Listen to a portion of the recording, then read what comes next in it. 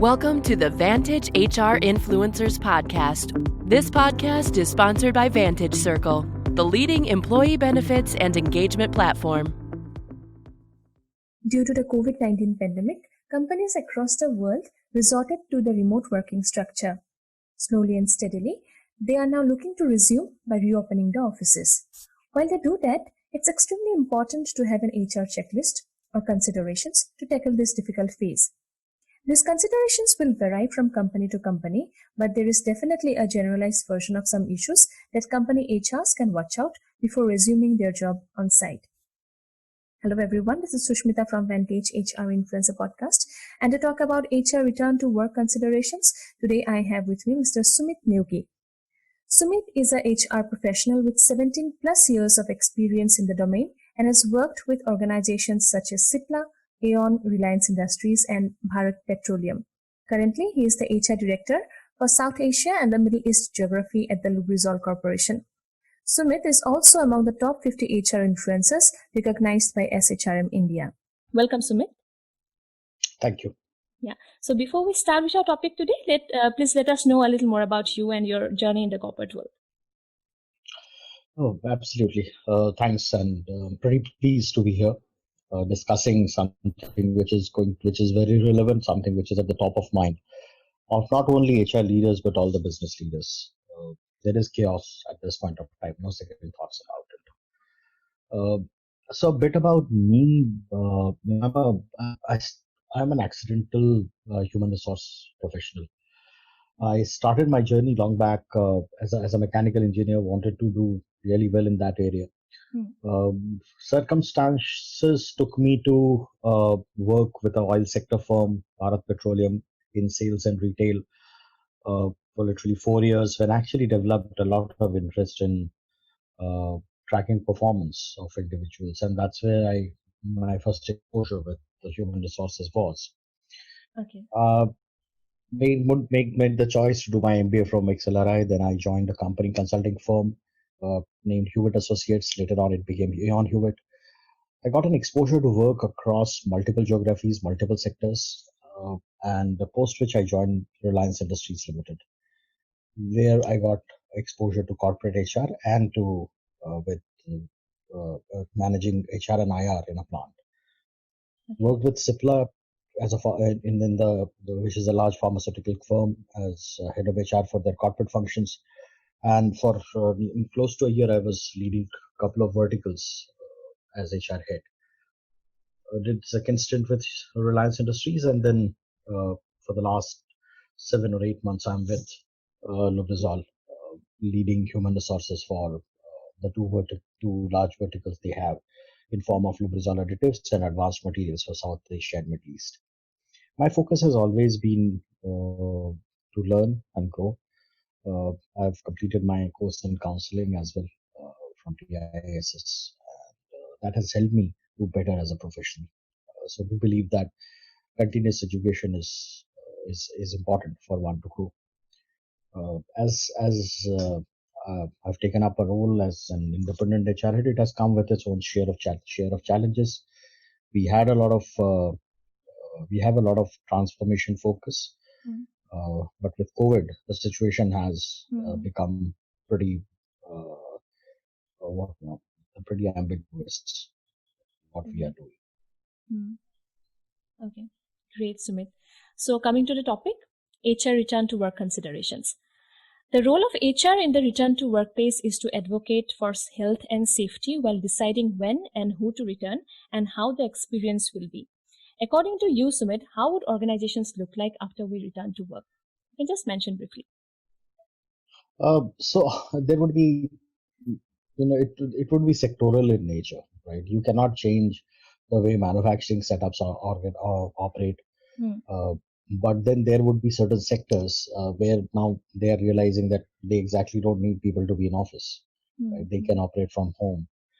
So some sectors will see tremendous change in their business operating model is what I can say. Okay.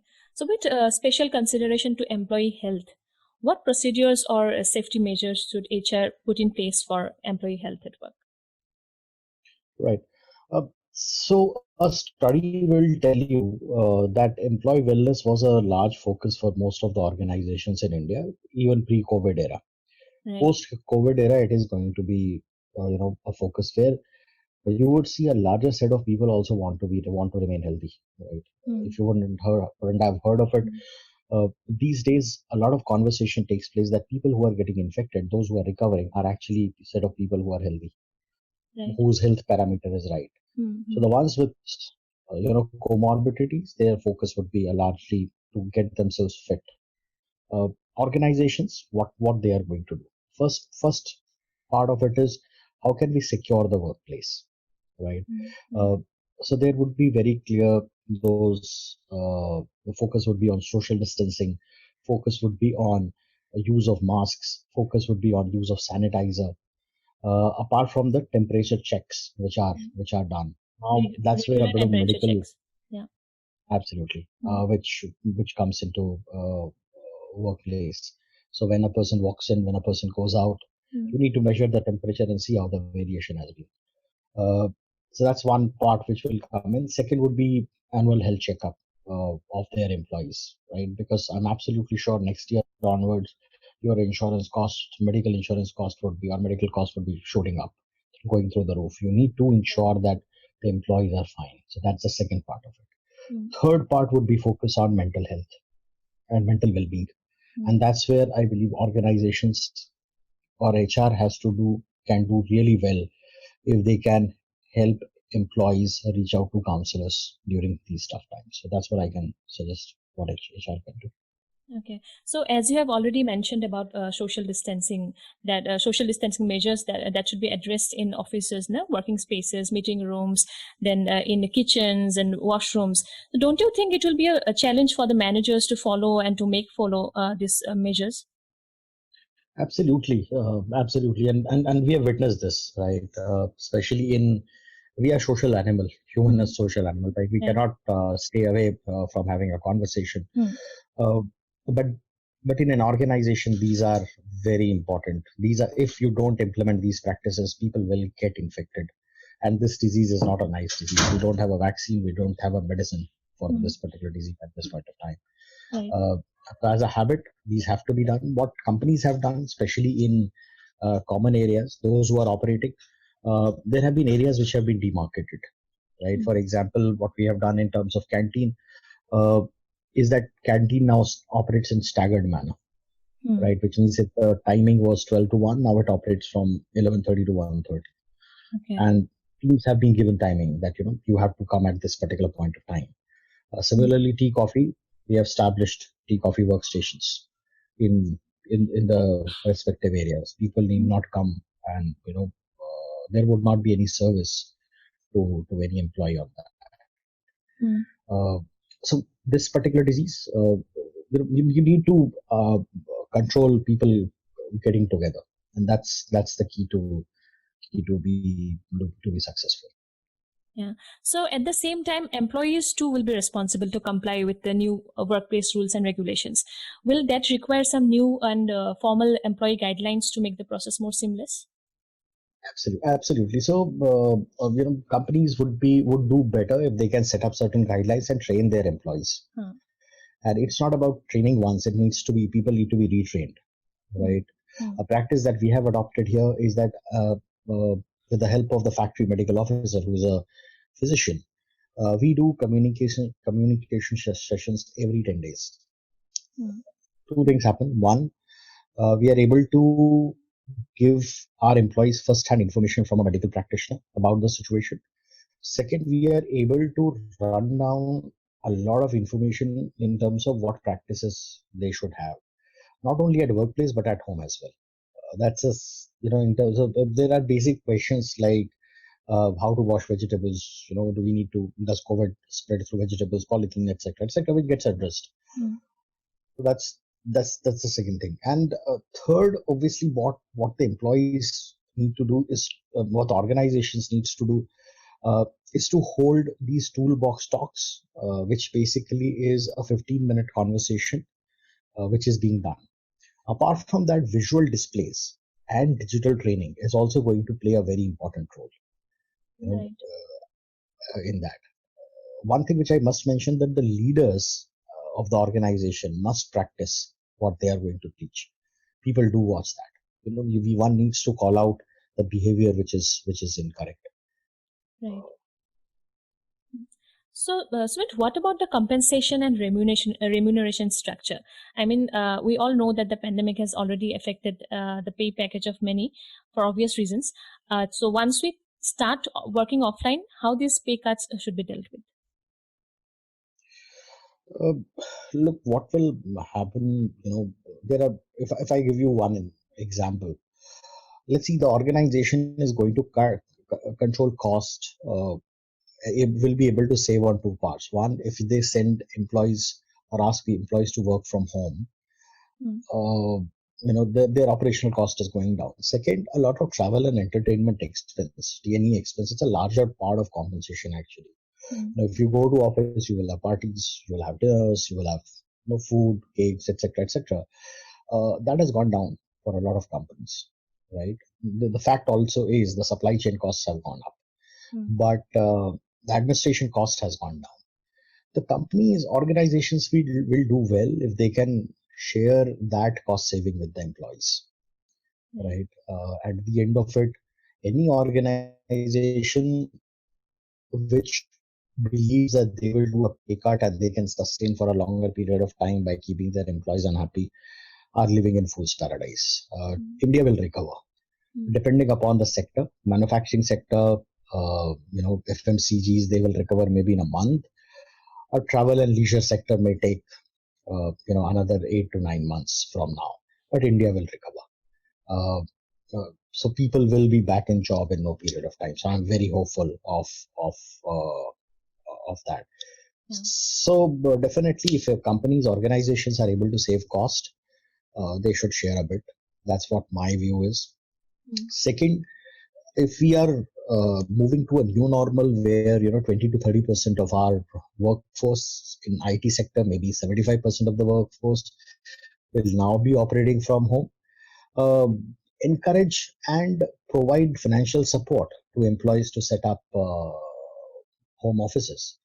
That's a must, because one of the challenges of home offices is definitely the ergonomy, right? You don't have the quality of chairs that you use in office at home, right? So that's an organization needs to focus on. Okay. So I came across this quote actually, that it isn't enough just to establish safety measures. Employees must actually feel safe. And so how can HR make sure that the employees feel confident, safe and secured while joining them? Communicate.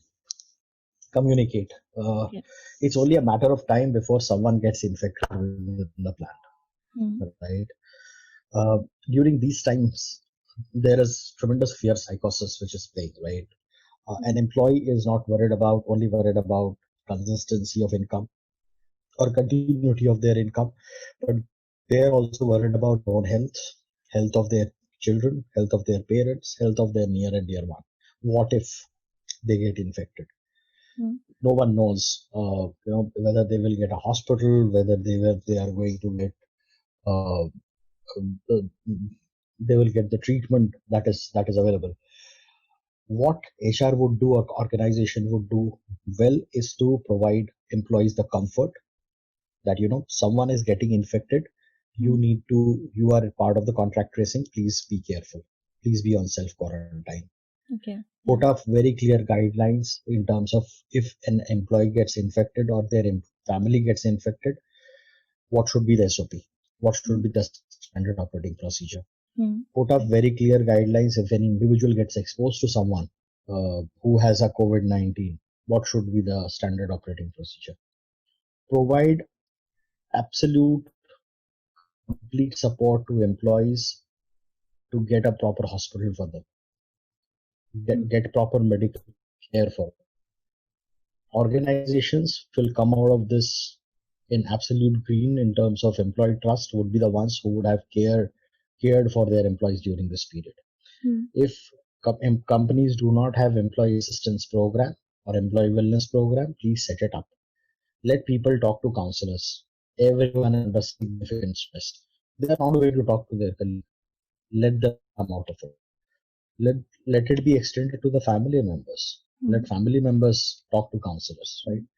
There is a government of Maharashtra report which tells the number of calls to the counseling helpline has gone up by 60%. And most of the people who have called actually between the age group of 25 to 45. Good enough data for HR to take the right decision. Yeah. So once we decide that we are returning back, do you think it should be done in a phase by phase manner, or all the employees should come back at the same time? First question is, who is returning back at this point of time? I am sitting in Bombay and we don't have any visibility, right, of how things will work. Yeah. Bangalore opened up and now they are going back to a shutdown situation. It cannot be a return back on one given day. It will be a stagger. The manner in which we closed down, first it was stagger, that okay, let's prepare groups, people will come in groups, and then we made a work from home. The restart would be similar. We need one, obviously the company will first do HR needs to actually do the first analysis as to really does everyone need to come back to office, right? Or do we need to put certain people on a work from home on basis? Does not mean that they can't come to office, but then operate your office as a co-sharing space, right? Rather than having a workstation. I know people do assign a lot of value to their own workstations, but I personally feel the era of continuing with dedicated workstations is over. People can operate from, this has told us that if we have the technology, we can definitely operate from wherever we want. So that's the future going to be. And once you start coming back, the functions which are absolutely critical needs to be in office will start coming back first, followed by a stagger. I doubt if we will go back to full force in the near future. Yeah. That's not going to happen. So even if an employee refuses to come to work or return to work because of concerns about COVID-19, then that cannot be a ground for disciplinary action, right? Or it can? At least not now. It can't be now, but not now. Until and unless there is a safe environment, I don't think one must get into that domain. These are the times when HR needs to counsel the employee, counsel the line manager to have an appropriate communication, address this situation as much as possible. Look, when we started 4 months back, it's now close to 4 months, there was fear. No one knew what has hit us, right? Today we know what has hit us, right? Fact also is we know that we have to live with this virus, right? If we have to survive. So it's all about having the basic survival instinct and take good care of ourselves. Right. That's what one can. Yeah. And also the hiring process will also change, I think, after returning back to work, right? It has already changed actually. So you see, I'm sure the recruitments which have been done in the last 3 months, whosoever has done it, by the way, they would have been all digital. You wouldn't have met a person, right? Yeah. I know for sure there were a lot of people who we used to feel comfortable meeting people and then taking a decision. They have now selected even managing directors of the firms without even meeting the individual, right?